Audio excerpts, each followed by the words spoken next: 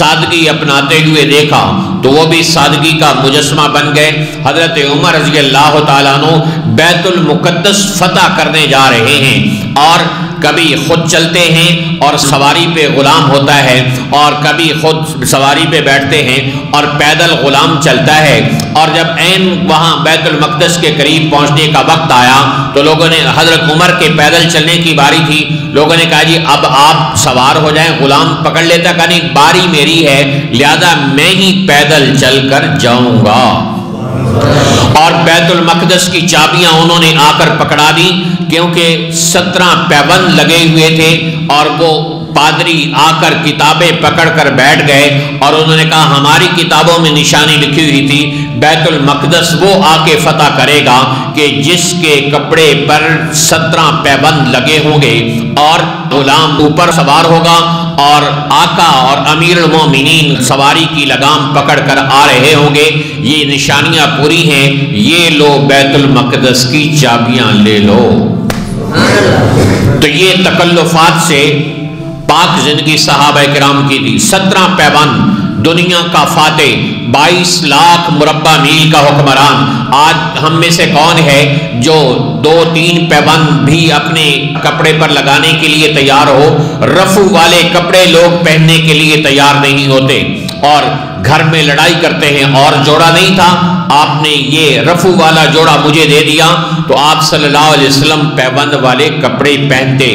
صحابہ کرام پیبند والے کپڑے پہن لیا کرتے تھے۔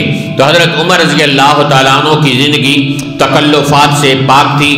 ایک مرتبہ حضرت عمر رضی اللہ تعالیٰ عنہ رات کو گشت کرتے تھے لوگوں کے حالات کے لیے، تو آپ اندازہ کیجئے کہ خود بے آرام ہو کر سارے لوگوں کے آرام کے لیے چکر لگا رہے ہیں، رات کو جاگ رہے ہیں، اور ایک آدمی کو جاگتے ہوئے پایا تو اس کو کہا کہ یہ میرا جوڑا ہے، تم اس کو دھو دو۔ کہا کہ اس کا پیبند بھی اکھڑ گیا ہے، ذرا اس کے پیبند اور ٹانکے دوبارہ لگا دو۔ تو انہوں نے پیبند زدہ کپڑے کو بھی ٹھیک کر دیا، اس کے پیبند ٹھیک کر دیے اور اس کو دھو دیا۔ اور وہ درزی تھا تو ایک خوبصورت سا قبطی جوڑا اس نے سی کر حضرت عمر کی خدمت میں پیش کیا۔ حضرت عمر نے اس کو ہاتھ لگایا تو کوئی بہت نرم تھا۔ حضرت عمر نے فرمایا یہ بھائی رکھ لو، میرا کپڑا اس سے زیادہ پسینے کو جذب کرتا ہے، میں یہ نرم اور ملائم لباس نہیں پہن سکتا ہوں۔ حضرت عبداللہ ابن مسعود کہتے ہیں کہ آپ کے پاس میں حاضر ہوا تو آپ ریت پر سے ہوئے تھے۔ میں نے کہا یا رسول اللہ صلی اللہ علیہ وسلم، یہ کافروں کے پاس اتنا مال و دولت آ گیا، آپ کے لیے ہم کوئی اچھا سا بستر نہ بنا دیں؟ آپ ریت کے اوپر آرام فرما رہے ہیں، ہم میں سے کون ہے جو آج ریت پر سوتا ہو؟ ہم کہتے ہیں ڈبل بیڈ نہ ہو اور ماسٹر کا مولٹی فوم نہ ہو تو مجھے نیند نہیں آتی۔ مجھے کتنے لوگ ہیں جو کہتے ہیں چارپائی کے بغیر نیند نہیں آتی، مجھے بیڈ پر سونا ہوتا ہے، اس کے علاوہ مجھے نیند نہیں آتی۔ لائٹ جلتی ہے تو مجھے نیند نہیں آتی، کوئی کہتا ہے بجھی ہو تو مجھے نیند نہیں آتی۔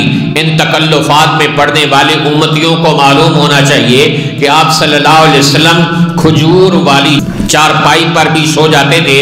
آپ صلی اللہ علیہ وسلم کا نرم و نازک بدن تھا، اس پر نشان پڑ جاتے تھے، اس کے باوجود آپ صلی اللہ علیہ وسلم کھجور والی چارپائی پر لیٹ جایا کرتے تھے جو کھجور کی لکڑی سے بنی ہوتی تھی، اور ریت پر بھی آپ آرام فرماتے تھے۔ تو آپ صلی اللہ علیہ وسلم نے حضرت عبداللہ ابن مسعود کو کہا کوئی بات نہیں ہو عبداللہ، مالی والی دنیا، میرا اور دنیا کا کیا رشتہ ہے؟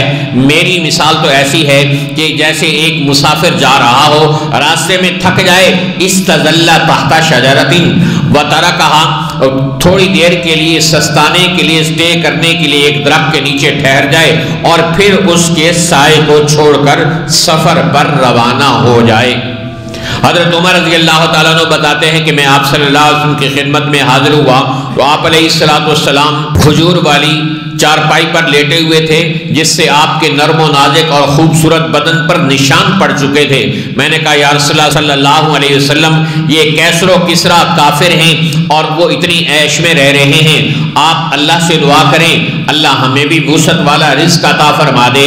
آپ نے فرمایا عمر، اللہ نے ان کے لیے یہ دنیا میں کر دیا ہے، ہمارے لیے سب کچھ آخرت کے لیے رکھ دیا ہے۔ تو ہم صحابہ اکرام کو دیکھتے ہیں تو وہ اس طرح سادگی کا نمونہ بنے ہوئے تھے۔